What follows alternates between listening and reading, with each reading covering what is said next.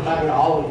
తర్వాత కృష్ణ భగవానుడు వచ్చి మాత్రం ఒప్పుకుంటాడు, సత్యం పలుకుతాడు, నేను మాత్రం నీది చూడలేకపోయాను, మన్నించని కోరుకుంటాడు. ఇంకోటి ఏం కోరుకుంటాడు సాక్ష్యం? మొగలి పువ్వు. ఏంటి? మొగలి పువ్వుని కూడా సాక్ష్యం చెప్పించుకుంటాడు బ్రహ్మదేవుడు చూశాను. అప్పుడు నందీశ్వరుడు గోమాత తెలివిగా ఇట్లా ఇట్లా అంటది అనమాట, చూసి అంటే సాక్ష్యం చెప్పడం, అవును కాదన్నట్టు తలొప్పింది. అందుకని బ్రహ్మకి ఎన్ని తలలు అంటే ముందు ఇప్పుడు 3 తలలు అనుకున్నాం, బ్రహ్మదేవుడికి ఎన్ని తలలు అనుకో 4 తలలు ఉండేవి. ఎన్ని తలలు ఉండేవి? 4 ఉండేవి, చతుర్థ.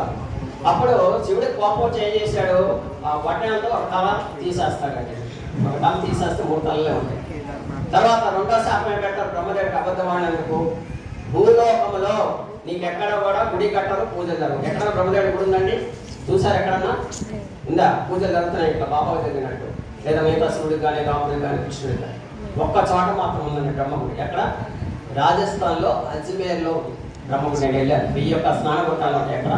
ఒక్క రాజస్థాన్లో అజ్మేర్లో మాత్రం బ్రహ్మగుడి ఉందండి, ఒక ఇండియాలో ఎక్కడ లేదు. అలాగా శాపం పెట్టడం జరుగుతుంది. గోవు కూడా శాపం పెట్టాడు ఎవరు? శివుడు.